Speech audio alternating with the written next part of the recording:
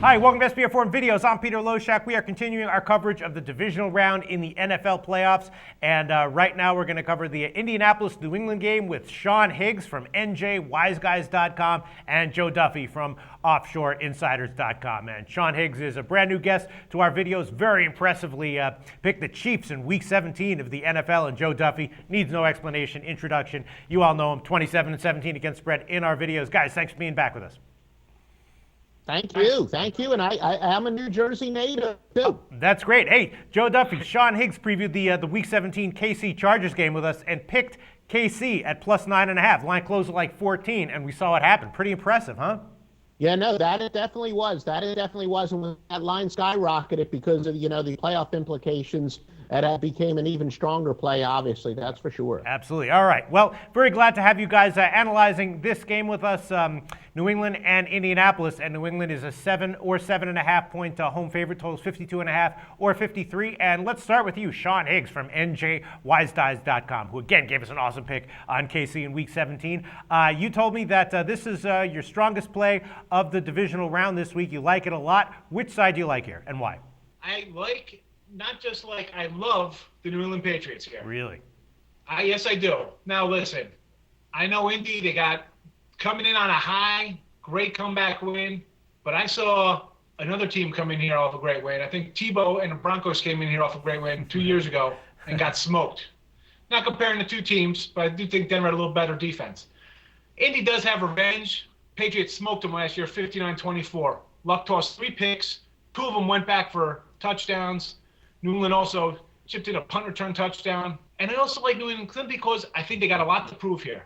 In 3 of the last 4 years, you take out their Super Bowl run in 11, they lost at home to Baltimore twice and to the Jets. Now, those teams are a little more rugged than the Colts. Obviously, the Colts have 0 to little run game. I mean, Richardson's relegated to the bench. Donald Brown does not frighten me. I think with the extra time, even losing spikes there, New England, Belichick, these guys rally around lost players. The team plays better. I think as good as the Colts are, I don't take anything away from the Colts. Mm-hmm.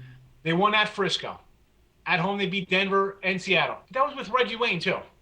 I think this team takes on a different dimension without Wayne and a poor run game. I don't expect T.Y. Hilton to go for 225 receiving yards. I think Aqib Talib's going to be on him. I don't see him going for 200 yards. I like Ridley and Blount as the running backs. They're not as good as Charles was. But remember, he went down. This team was still up 38-10. Mm-hmm. Alex Smith and Tom Brady, do we really think that Tom Brady and Bill Belichick are going to take off the gas if they get up 38-10? That's not happening. Like I said, New England, 3 of the last 4 years, getting bounced at home in the playoffs, or losing in the playoffs here. Let's be honest. Brady's probably got another year or two a run left in him, and this could be it to get to the next Super Bowl. I expect him to dominate here. Revenge or no revenge for the Colts. That's 7.5. I see that little hook on those 7s and 3s, and I run to double-digit 14-point win here by New England. All right, well, look, I'm not at all disagreeing with you here. I'm just going to air some concerns. In the playoffs, it just does seem like you're throwing everything up in the air and things get completely chaotic and convoluted. So it always makes me nervous to, give that many points in the playoffs. And, in the regular season, the Pats were not the kind of team that were built for margin wins. But again, I'm not at all disagreeing with you. Let's go to Joe Duffy from OffshoreInsiders.com. Joe Duffy, what do you make of what Sean Higgs said, and what would your play be on this game if you had to bet it? No, I agree with a lot of the stuff that he said, but luckily, I guess, for the viewers, I actually do like the total, and I'm going to go with the under here. Basically, I know both teams have injuries on defense. There's no question about that. But first and foremost, especially with the new rules, what you have to look at is weapons. And these quarterbacks are tremendous quarterbacks. Andrew Luck obviously looks like he is capable of becoming a Tom Brady type, but both of these guys are lacking their weapons. Reggie Wayne, as Sean mentioned, he is, of course, out for Indianapolis. The Colts had somewhat done okay without him. They had a couple bumps in the road. They did all right without him. But keep in mind, at the end of the year, they also played Jacksonville and Houston, which is not the case here. Also, you look at New England, Tom Brady, his number one weapon right now is Julian Edelman. And remember the beginning of the year when Brady was really struggling with, when he didn't have his full arsenal there, he was struggling with his lack of weapons there. And it's a very high total at 43. I do think that LeGarrette Blount, the fact that he has really emerged for New England, means that they're going to run the ball a little bit more, getting back to my golden rule that in reality, totals are a lot more about handicapping pace than it is offensive and defensive competence.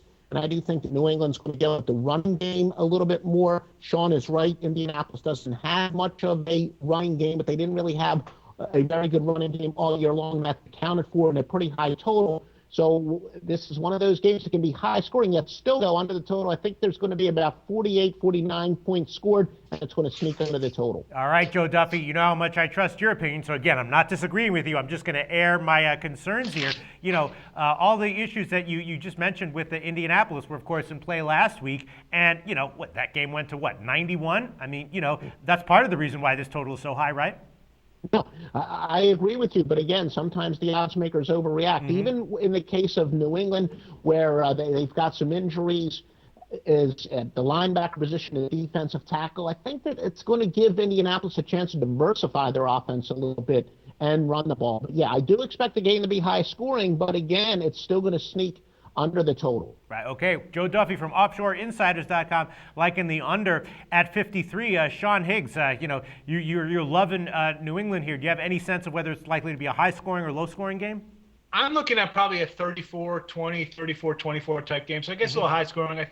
You know, like Joe just said, I think New England's going to run the ball, but that's just going to open things up for Brady. I mean, you get that guy an inch, you know he's taking a yard. Right. Joe, I have to say, that makes me a little bit nervous, especially after Indianapolis's game last week. I mean, it's true. Brady can score no matter what. You know, if you give him an inch, he'll take a mile, and, you know, he can rack up the points quick. No, he can, but again, his numbers this year aren't as uncanny as they've been in the past, and now that he's yet again adjusting without a tight end, not that he's ever had a ton of weapons, but this is the fewest weapons that he's ever had in his career, and just enough to keep it low scoring. All right. Well, thanks for the insights. Joe Duffy from OffshoreInsiders.com liking the under 53, and Sean Higgs from NJWiseGuys.com taking the Pats -7. Thanks, guys.